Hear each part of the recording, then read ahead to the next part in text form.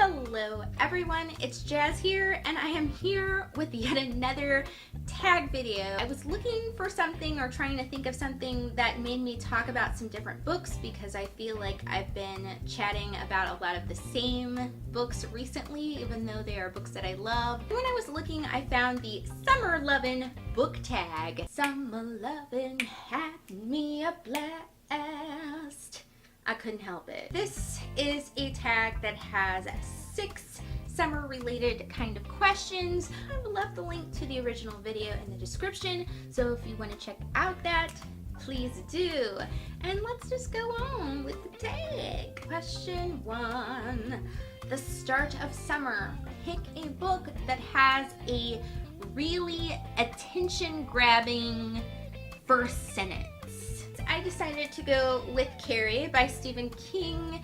Now technically Carrie has 2 first sentences and they're both really good, but the first sentence is technically a part of a fake news report, and then I'll also read the first sentence that's of the actual story sections. The news report one is, it was reliably reported by several persons that a rain of stones fell from a clear sky on Carlin Street in the town of Chamberlain on August 17th.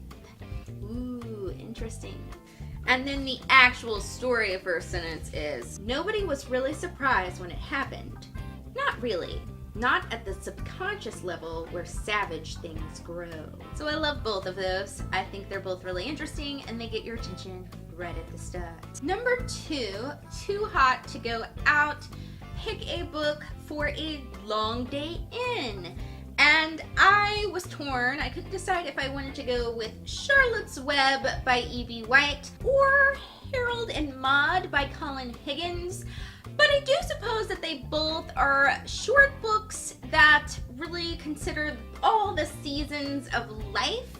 So I guess it just depends on if I'm in the mood for a children's book or an adult book. Number 3, Summer Road Trip. Pick a book to take on a road trip with you. And I have decided to go with House, which was written by Frank Peretti and Ted Decker. My mom has just been on me to read this book since she read it a while back, and I haven't read it yet. And I figure on a road trip, it's always fun to read a new book that you've never read before. And also, this is a rather creepy book, and I do tend to enjoy reading creepy books on road trips. So, why not go with House?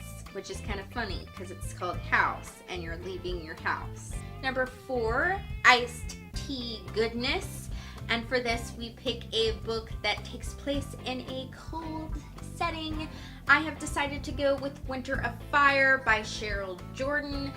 I'm pretty sure this book is no longer in print, which saddens me so hard because I love this book so much. It does take place in a winter setting if you can ever find it anywhere, so do check it out if you can find it. Get it back in print, Scholastic, please. Number 5, Nasty Sunburn. For this, we pick a book that was our most disliked so far this year. I've been really lucky this year and I haven't hated any books yet. So I decided to go with the book that I rated with the least stars on Goodreads, and that would be Will You Still Love Me If I Went to Bed by Liz Prince. This is a little graphic novel about things that couples do, and though it was very super cute, it also wasn't that great in my opinion. If I hadn't found it just on my Scribed app where I pay my monthly fee and can read whatever books are in their library, I probably, if I spent the money on this book, would be kind of disappointed with this book just because it's not like a storyline and the art isn't really that great. But that's why I rated it 3 stars. And yeah, I guess I'll just go with that one. Number 6, our final question is Sizzling Read. Recommend one of your favorite books to everyone. I was torn yet again. I couldn't decide if I wanted to recommend The Lovely Bones by Alice Sebold, which is a book about a girl that is murdered, and it's about her kind of watching her family from the other side and watching them kind of deal with the effects of her being murdered. It's kind of sad, but it's also really interesting as well. Or Breakfast at Tiffany's by Truman Capote, just because I feel like recommending some fun literary fictionness. This one, well, they're both sort of literary fiction, but this one has not so much of a supernatural element as you may guess. And I just think it's a cool writing style that Truman Capote has, and you know, it's kind of different from the movie, but it's just as good as the movie, even though it's different. So either one of these is what I recommend.